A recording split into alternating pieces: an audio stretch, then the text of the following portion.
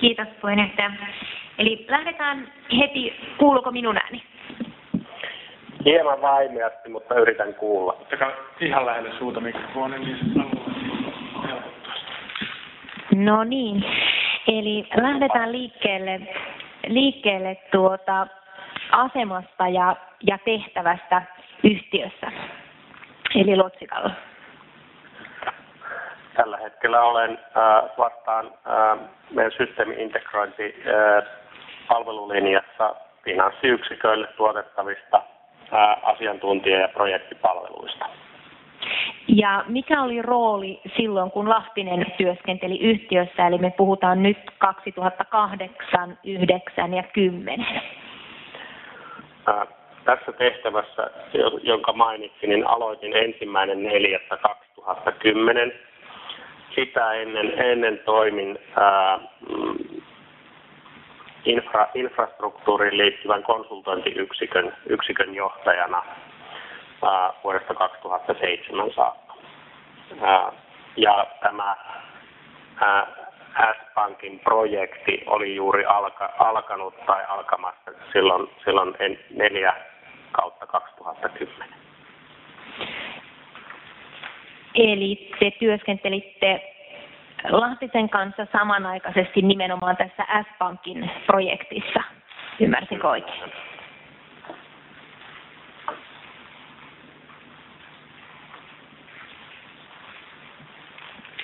Eli kuvaisitteko hieman sitä, että millainen oli oma tehtäväsi tässä S-Pankin projektissa? Mulla oli tämän liiketoimintayksikön, jonka vastuulla on toimittaa tämä palvelu S-Pankille, tai tähän myytiin siinä vaiheessa, niin vastuu toimittamisesta olisi ollut tämän minun yksikön vastuulla, ja sitä kautta tietenkin roolini oli valvoa sitä, että myyntityössä tehdään sellainen ratkaisu, johon liittyvät lupaukset me pystytään lunastamaan. Ja mulla oli sekä taloudellinen että toimittamisen vastuu siitä myytävästä ratkaisusta. Kun Lahtinen tässä toimi asiakkuusjohtajana, niin olitko tässä niin kuin tiimin jäsen? Olin mukana valmistelemassa tätä tarjousta ja siinä mielessä tiimin jäsen. Tällaisessa myyntikeisissä asiakasjohtaja vetää myyntiprojektia ja muut osallistuu myyntiprojektiin. Asiakkuusjohtaja eli Lahtinen veti tätä myyntiprojektia, niin kuvaisitko sitä Lahtisen tehtävää nyt sitten tässä niin kuin myyntiprojektissa? Lahtisen tehtävänä on tietenkin olla se johtava henkilö, joka rakentaa myytävää ratkaisua asiakkaalle ja orkestroi sitä työtä, miten sitten koko myyntitiimi tuottaa sen ratkaisun asiakkaalle. Ja kun käydään esimerkiksi asiakasneuvotteluja, niin hän on se henkilö numero 1, joka siellä tietysti asiakkaan suuntaankin näkyy, mutta hänen tehtävänä on myös huolehtia siitä, että meidän tuki- ja projektitiimi, joka valmistelee sitä tarjousta ja ratkaisua, niin sen tuottama työ vastaa sitten asiakkaan tarpeita. Eli hän on eräällä tavalla orkesterin johtaja tässä myyntiprojektissa. No, jos vielä mietitään tätä S-Pankin keissiä, niin mitä sinne myytiin? Myytiinkö sinne jotain valmista vai niin kuin vähän itse tiedän vaikka tämmöisen Office-pakettijärjestelmä vai oliko se niin kuin minkä tyyppinen tuote, mitä te pyritte sinne toimittamaan? No, jos mä ihan lyhyesti taustatan. S-Pankki oli hankkinut noin reilun 20 000 lainakannan Citibankilta. Citibankki oli lopettamassa liiketoimintaansa Suomessa ja S-Pankki oli ostanut K-lainakannan Citibankilta. Sillä hetkellä, kun myyntiprojektia käynnistettiin, niin nämä lainat hoidettiin Citibankin tietojärjestelmissä. S-Pankilla ei ollut omaa lainanhoitojärjestelmää.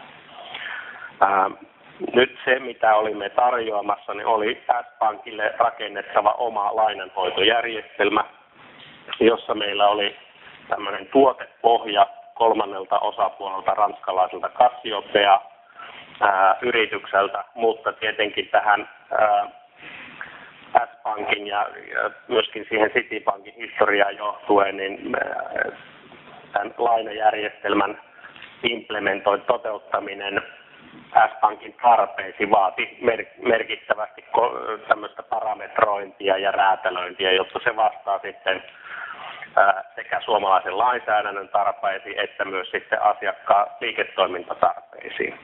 Eli olimme rakentamassa ratkaisua, joihin oli tämmöinen ohjelmistotuoteaihio, mutta merkittävässä määrin joudutaan sitä ratkaisua niin konfiguroimaan ja räätälöimään asiakastarvetta varten. Eli teillä oli tässä niin kuin ulkopuolinen toimittaja, mainitsit tämän ranskalaisen yrityksen tai tämmöinen kumppani. Kyllä. Ja oliko niin, että CGI osti tältä toimittajalta tätä palvelua, jota myitte eteenpäin? Meillä oli CGI:llä kokonaisvastuu ja vastasimme ja vastaamme nyt myöskin tälläkin hetkellä tuotettavasta palvelusta kokonaisuudestaan yksin S-Pankkiin päin. Tämä ranskalainen yritys on meidän alihankkija, jolla meillä tietysti on heidän suuntaansa sopimussuhde. Kyllä. Ja tämä malli oli myös niin kuin se tavoite ja yhteistyömalli silloin myyntivaiheessa 2010. Ja kuka tätä räätälöintiä sitten tässä tekee asiakkaan tarpeiden mukaan? Se, mitä pitää räätälöidä, niin siinä CGI on tai Lotsika Suomi oli aktiivinen ja oli määrittelemässä sitä räätälöitävää osuutta. Tietenkin käytimme hyväksi myös tämän alihankkijamme asiantuntijoita, koska he tietenkin tuntevat sen oman tuotteensa hyvin ja tietävät, miten asioita kannattaa tehdä.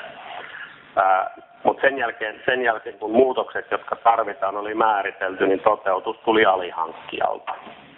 Koska tämä oli se malli, että meidän rooli on vastata siitä ensin toteutusprojektista ja sen jälkeen yhä enenevässä määrin tästä tuotannon aikaisesta toiminnasta, jota jatkamme edelleen. Kyllä.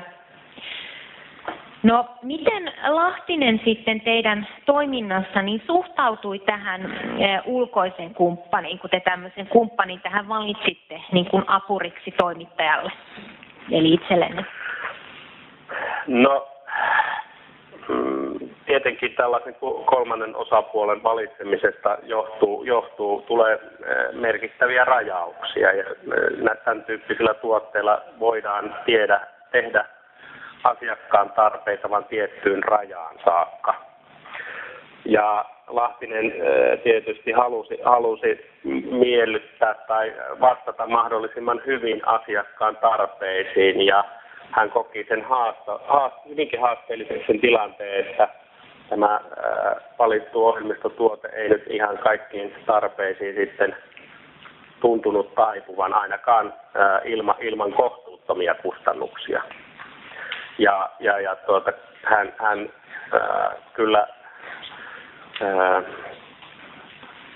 tuntui siltä, että aina kun tuli jotain haasteita eteen, niin kritiikkiä kyllä valittua alihankkijaa kohtaan löytyi.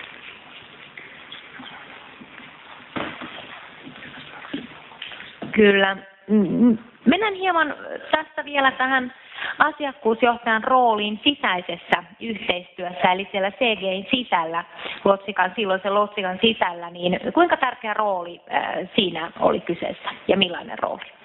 No, se on täysin avainrooli, että asiakas ei tee hankintapäätöstä, jos se tarjottu ratkaisu ei vastaa heidän tarpeisiinsa ja osuu heidän budjettiinsa. Ja asiakkuusjohtajan tehtävä on tietenkin toimia, hankkia ensinnäkin sitä tietoa sieltä asiakkaalta, mutta myös sitten johtaa sitä tarjoustyön rakentamista vastaamaan niitä asiakastarpeita varten. Se ei ole arkkitehdin rooli, että hän päättäisi kaikki, miten asiat tehdään, mutta se, että hänen tehtävänsä on johtaa se toiminta, että ratkaisu on esiteltävissä ja myytävissä sitten tarjottavissa asiakkaalta. Ilman tämmöistä johtamista, tässä on tämän tyyppisessä myyntiprojektissa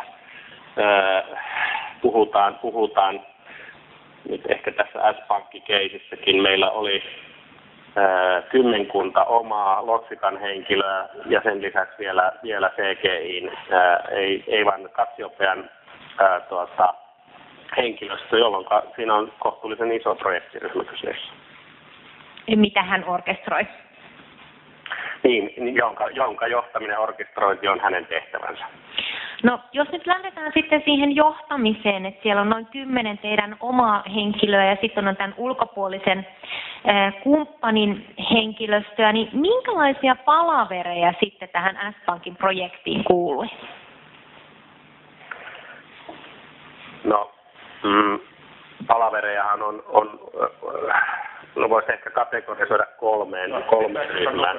Yksi on tietenkin ne palaverit asiakkaan kanssa, jossa ensin hankitaan se tieto, mitä asiakas haluaa. Sen jälkeen lähdetään käymään meidän luonnostelemien ratkaisujen pohjalta sitten sitä lopullista ratkaisua, eli vuorovaikutuspalaverit asiakkaan kanssa.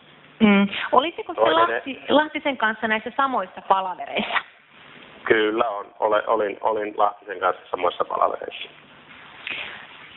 No, miten osallistuiko Lahtinen sitten näihin palavereihin? Oliko hän siellä mukana? Pääsääntöisesti asiakaspalavereissa hän oli paikalla, mutta tämä oli vasta yksi kolmasosa niitä palavereja, joita täytyy käydä. Eli kaksi muuta tyyppiä on tietenkin sitten se, että meidän Lotsikan sisäiset palaverit, jossa me sen asiakaspalautteen perusteella valmistellaan niitä ensin aihioita ratkaisulle ja sitten tietenkin loppua kohti niin valmista kokonaisratkaisua, jossa työstetään sitten niiden asiakkaan tarpeiden mukaan niitä meidän tarjoamia räätälöintejä ja konfigurointeja, jotka sitten vastaa niihin asiakastarpeisiin. Ja kolmas muoto tietenkin on se, että tätä samaa kommunikaatio täytyy käydä myös sitten tänne kolmanteen meidän alihankkijamme suuntaan. Ja nämä palaverit tietysti sitten tapahtuu nyt tämän ranskalaisen yrityksen kyseessä ollessa Englannissa. Nyt tulee niin pitkä selostus. Miten Lahtinen toimi näissä palavereissa? Kuulin kysymyksen vähän huonosti. Eli miten Lahtinen, nyt tässä tuli selväksi nämä palaverit, että hän osallistui näihin lähtökohtaisesti vain näihin asiakaspalavereihin, joka oli 1/3. Tämä osallistui ainakin niihin, mutta osallistuiko hän muihin? Osallistuiko hän muihin ja miten hän toimi näissä palavereissa? No hän kyllä pääsääntöisesti ei ollut näissä sisäisissä palavereissa ja siitä tietysti aiheutui aika paljon haittaa, kun kuitenkin hän oli myös asiakkaaseen yhteydessä palaverien ulkopuolella. Ja tällaiset välikeskustelut, joka sinällään on ihan hyvä asia, niin ne tiedot eivät välittyneet tietysti valmistelevalle tiimille, että jos on ollut asiakaspalaverien välissä muuta informaatiovaihtoa, niin näistä meillä ei ollut tietoa. Ja myöskin tämä osallistuminen näihin kolmannen osapuolen alihankkijan kanssa keskusteluihin, niin osallistumista oli harvakseltaan. Jos hän osallistui sitten, niin miten hän käyttäytyi? No hän oli aika passiivinen niissä kokouksissa, että hän ei paljonkaan niissä kontribuoinut. Ehkä, ja sitten jos jotain tuli, niin tuli jotain kohtuullisen kärkeviä kommentteja, että nyt ei jostain syystä asiat mene siihen suuntaan niin kuin hän oli ajatellut. No ihan tämmöisen käytännön työhön sitten, niin oliko Lahtinen tavoitettavissa? Jos miettii tätä teidän yhteistyötä. Siinä oli merkittäviä haasteita. Muun muassa se että edes kun yritettiin selvittää, että onko hän tulossa näihin sisäisiin palavereihin, niin häntä ei yleensä saanut kiinni. Että hän ei ollut palavereissa, mutta ei myöskään tavoitettavissa, että onko hän jossain toisella. Ja mainitsit, että hän osallistui pääsääntöisesti näihin asiakaspalavereihin, niin minkälaista se toiminta sitten siellä oli? Ja niin kuin, oliko siellä jotain haasteita?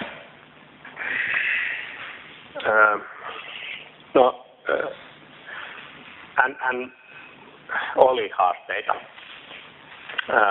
Hän pyrki esiintymään aktiivisesti asiakkaan suuntaan.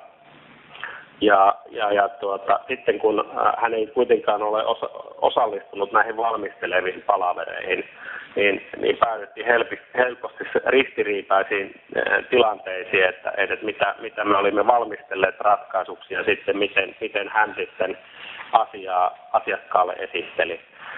Eli tämmöisiä ristiriitaisia kommentteja tuli useampaan otteeseen asiakkaan edessä, ja tietysti se on aika haasteellinen tilanne meidän uskottavuutemme kannalta, että edes asiakkaan luona oleva tiimi niin puhuu itsensä ristiin ja pussiin. Tämän tyyppisiä tilanteita sattuu useita kertoja. No, osaatko ottaa vielä ihan lyhyesti jonkun konkreettisen esimerkin? No, tietysti aikaa on kulunut ja se oli yksityiskohtia. Tuossa oli siinä mun sähköpostissani, minkä sitten laitoin. Ja yksi esimerkki oli se, että kun esimerkiksi jouduttiin selittämään kadonneiden dokumenttien kohtaloa, niin sitten asiakkaalle tuli niin kuin kaksi eri näkemystä siitä, että minne dokumentit ovat kadonneet. Ehkä myöskin sitten toinen esimerkki tietysti, mikä tämmöisessä neuvottelussa ja asiakkaan kanssa keskusteltaessa, niin oli tämmöinen hinta ja hintaan kuuluva sisältö.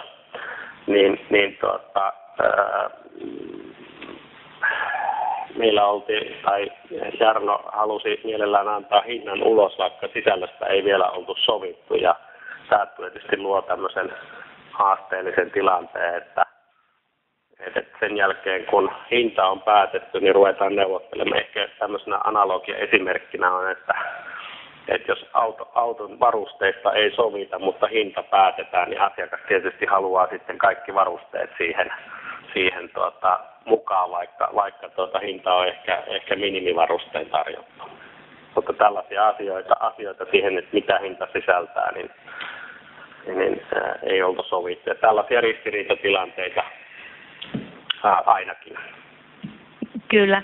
Ennen kuin mennään tuohon oikeastaan viimeiseen asiaan, eli tuohon sähköpostiviestiin, johon jo viittasit, niin olisin vielä kysynyt, että annoitko Lahtiselle projektin aikana suoraa palautetta ja yrititkö häntä saada toimimaan toisin, eli ennen tätä sähköpostia? No kyllähän me moneen otteeseen keskusteltiin, aina kun siitä saatiin kiinni, että hänen olisi tärkeää osallistua näihin sisäisiin palavereihin ja saada niin kun tätä yhteistyötä sellaiseksi, että tiedämme, mitä olemme menossa esittämään asiakkaalle. Se ei ollut ehkä tälleen, niin kun, että nyt annan palautetta. Että olisin erikseen sitä asiaa palautteeksi muotoillut, mutta asiasta keskusteltiin kyllä useammin kuin kerran. No kun te keskustelitte asioista, niin miten hän suhtautui näissä keskusteluissa esiin nostettuihin asioihin? No, hän vaikutti kyllä asiasta kovin vähän kiinnostuneelta ja ei kokenut, että asiassa olisi mitään niin kuin merkittävästi parannettavaa tai että tässä nyt hän olisi toiminut millään tavalla väärin tai puutteellisesti. No sitten tämä sähköpostiviesti 18.6., jonka olet lähettänyt Tapio Volaselle ja Jari Karttuselle. Ja tämä on nimenomaan nyt sitten palautetta tästä S-Pankki-projektista. Miksi päädyit laatimaan tämän viestin ja kuvaisitko lyhyesti tähän liittyviä asioita? No, tämä sähköposti lähti siitä, että meillä oli ollut haasteita niin kuin pienempiä ja suurempia tässä niin kuin matkan varrella. Sitten tässä loppumetreillä sitten, että tuli aika isoja asioita, että allekirjoitetut sopimukset meidän kappaleemme olivat kadonneet myöskin allekirjoituskokoukseen hän niin kuin ei ollut ilmoittanut lainkaan, että onko tulossa vai ei. Sitten hän ei itse asiassa tullut ajoissa, jolloin me aloimme puhua sitä, että hän on poissa sairaslomalla ja hän yhtäkkiä tuleekin paikalle. Ja kertoi ihan erilaiset tarinat siinä sitten. Tämä on aika kiusallinen tilanne, että taas jälleen kerran puhuttiin sujuvasti ristiin asioita. Ja minä tietysti joudun itse siinä aika erikoiseen valoon, kun jouduin hänen poissa ollessaan sitten ottamaan niin kuin sen vastuun siitä toimittajapuolen eli Lotsikan puolen niin kuin kokouksen osallistujien niin kuin kannalta, että kun asiakkuusjohtaja itse ei ole paikalla. Tämä oli sitten sellainen, että meillä on se uskottu, me oltiin tekemässä sopimusta 5 vuotta asiakkaan kanssa, joka siis tarkoittaa, että olemme pitkään toimimme yhteistyössä ja aloitamme vasta sitten rakentamaan tätä yhteistyötä tässä niin alkumetreillä, niin jos se, että edes näytämme epäluotettavalta ja epäjohdonmukaiselta heti alussa, niin se on tosi haasteellinen asia korjata myöhemmin. Ja tässä kun tämä ei ollut ainoa kerta, niin halusin sitten nostaa tämän ison huolen siitä, että meillä on pitkä asiakkuussuhde käynnistymässä, niin heti alkumetreillä niin meillä on ihan eri suuntaisia henkilöitä vetämässä asiaa eikä myöskään pystytä sopimaan tilanteesta. Joo, mennään hieman eteenpäin. Oli toimittanut varmistanut, että tämä viesti on etukäteen käytettävissä. Tämä on tämä V4 vastaan kirjallinen todiste 4 ja täällä todetaan, että viittaan, että asiakkuusjohtajan tulee olla aktiivinen materiaalia tuottava sopimustiimin jäsen tai vetäjä. Niin kertoisitko nyt, että miksi täällä näin todetaan? Että miten tämä käytännössä nyt sitten näkyy tähän liittyvät haasteet?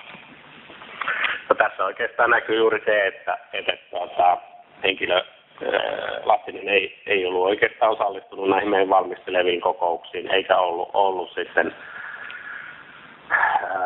tyypillisesti ottaen tämmöinen asiakkuusjohtaja ottaa vastuulleen esimerkiksi vaikka tarjouskirjeen tuottamisen ja sen asiakaskommunikaation johdonmukaisen ylläpidon ja valmistelee myöskin sitten esimerkiksi sovittaessa sopimusluonnoksiin liittyviä tekstejä ja yhteistyössä tietysti sitten mahdollisesti lakitoimiston kanssa. No, hänen kanssaan ei oikeastaan voinut mistään valmistelusta sopia, kun hän ei ollut läsnä. Mutta edelleen hän sitten kuitenkin keskustelee ja kommunikoi asiakkaan kanssa. Ja meille tietysti on hyvin haasteellista se, että onko kun asiakkaaltakin tietysti tulee välillä toiveita ja haluja tehdä asioita niin eri tavalla sopimukseen, niin se, että meillä ei ollut koskaan tietoa, että onko tämä asia sovittu vai onko tämä asiakkaan ehdotus. Kyllä. Ja tässä aiheutuu tietysti paljon haasteita. No mainitsit, että asiakkuusjohtaja tyypillisesti osallistuu tähän tarjous- ja sopimusdokumentaation tai tämmöisen myyntimateriaalin tekemiseen ja Lahtinen ei osallistunut. Ymmärsinkö, kuulinko oikein? Kyllä. Ja sitten tässä samaisessa viestissä viitataan siihen, että Lahtisella oli ongelmia suorittaa tehtäviään pyytämättä ja valvomatta. Niin kuvailisitko vielä ihan lyhyesti tätä?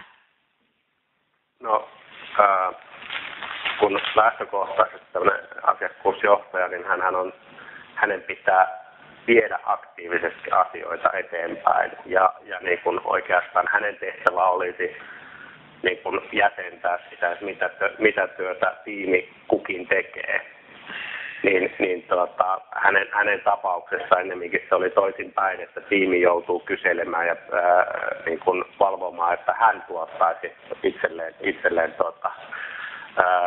sovitut tehtävät sen sijaan, että hän oikeasti orkestroisi sitä työtä. Ja ehkä vielä haasteena se, että näistähän aina voidaan sopia roolittamisessa, että syystä tai toisesta halutaan toimia toisella tavalla.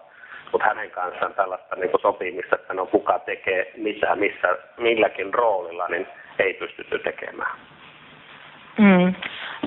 No mikä niin kun hänen kokonaispanostus tässä S-Pankin projektissa oli, jos tätä kokonaisuutta nyt sitten miettii? Oliko kysymys, että mikä olisi pitänyt olla vai mikä oli?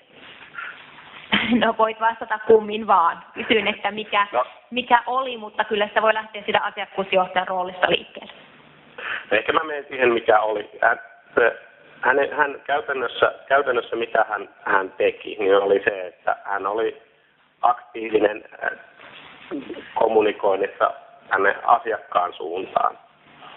Mutta sitten käytännössä se, että se mitä hän on kommunikoinut asiakkaan suuntaan, niin se jäi kommunikoimatta takaisin muulle organisaatiolle. Ja muut tämmöiset niin kuin sopimuksen ja tarjoamisen valmisteluun liittyvät tehtävät, niin häneltä jäi kokonaan tekemättä. No mitä siitä voi seurata, jos asiakkuusjohtaja miellyttää vain asiakasta teidän organisaatiossa? No pahimmillaan tietenkin me emme pysty täyttämään sitä asiakkaalle syntynyttä lupausta, palvelusta ja ratkaisusta. Siitä tietysti aiheutuu se, että jos päädytään sopimukseen, jota emme voi toimittaa, niin siitä voi tulla merkittäviä taloudellisia tappioita asiakkaan purkaessa sopimuksen, koska sopimus, mitä on kasattu, niin ei ole toimituskelpoinen. Ja tämmöisestä voi tulla, tämän sopimuksen arvo oli tässä myyntivaiheessa noin 2,5 miljoonaa euroa. Niin tällaisen palvelun rakentamisen kustannukset on siellä lähelle miljoonaa jo rakentamisvaiheessa. Niin jos asiakas toteaa valmistuneen järjestelmän olevan kelvoton heidän tarpeeseen tai sovittuun tarpeeseen, niin ei välttämättä kelvoton heidän tarpeeseen, mutta se mitä sopimuksessa lukee ei vastaa sitä toimitettua, niin he voivat purkaa sopimuksen ja kaikki se tehty työ, rakentamiskustannukset, niin jää toimittajan vastuulle. Kyllä. Pahimmillaan isoja taloudellisia vahinkoja. Ehkä ei niin helposti rahallisesti mitattavissa olevia vahinkoja on tietysti toimittajan uskottavuus ensinnäkin tässä asiakkuudessa Ja sitten myöskin ehkä S-Pankki vielä mikä oli niin kuin tämmöinen erityistilanne tässä meidän myynti. Todistaja, tuliko niitä taloudellisia vahinkoja Lahtisen toimenpiteiden johdosta vai jäikö vain riskinasteelle? Ne jäi riskinasteelle. Joo.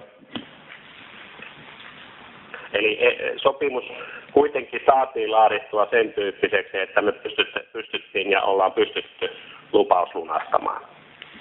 Ja jos vielä mennään näihin kadonneisiin sopimuskappaleisiin, joka oli viimeinen asia tuossa viestissä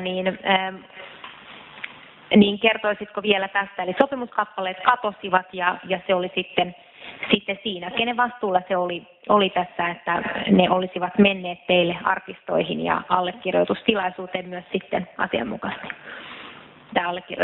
Kyllähän sopimukseen liittyvä niin kuin työ ja siihen liittyvä dokumenttien hallinta on asiakasjohtajan vastuulla.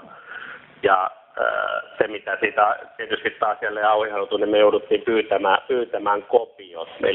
Meillä ei ole olemassa originaalisopimusta, vaan meillä on asiakkaan kappaleesta valokopio olemassa tällä hetkellä meidän arkistoissamme. Ja se tietysti jo tämmöisenä niin kuin sopimusdokumenttina ei tietysti sopimuksen käsittely mielessä niin ei ole kovin asianmukaista. Kyllä.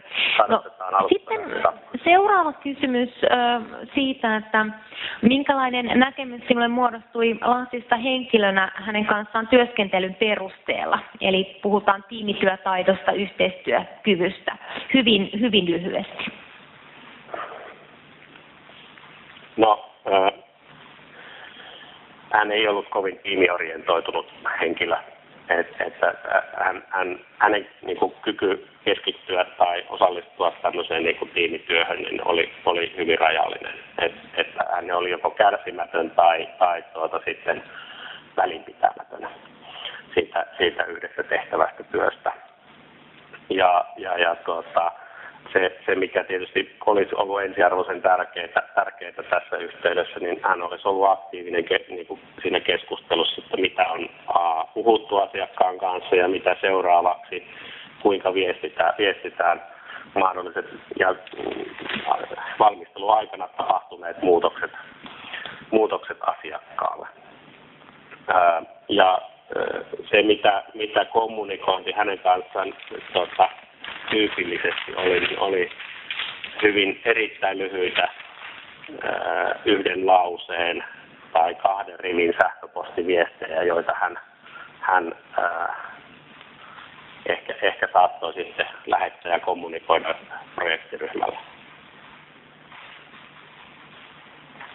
Kyllä.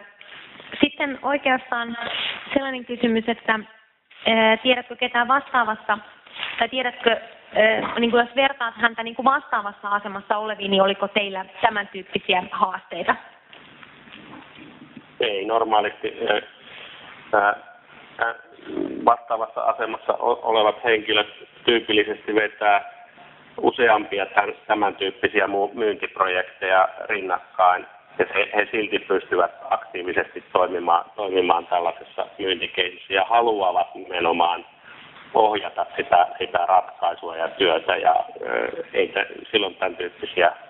Ja sen takia oikeastaan tässä tämä kirje tuli lähetettyä, että me tarvitaan sellainen henkilö, joka aktiivisesti osallistuu myös siihen kotipesän työn organisointiin, eikä vaan, että viihtyy siellä asiakkaan kanssa, mutta ei rakenna sitä siltaa asiakkaan ja totsikan välillä. Oletko tämän tyyppisiä kirjeitä kirjoitellut aikaisemmin? Kyllä tämä on ainoa kerta, että näin vahvasti joutuu ei pelkästään niin kuin henkilölle itselleen, vaan myös sitten esimiehelle antamaan palautetta. Tyypillisesti jos haasteita on, niin nämä yleensä kyllä ratkeaa sillä, että keskustelee henkilön kanssa.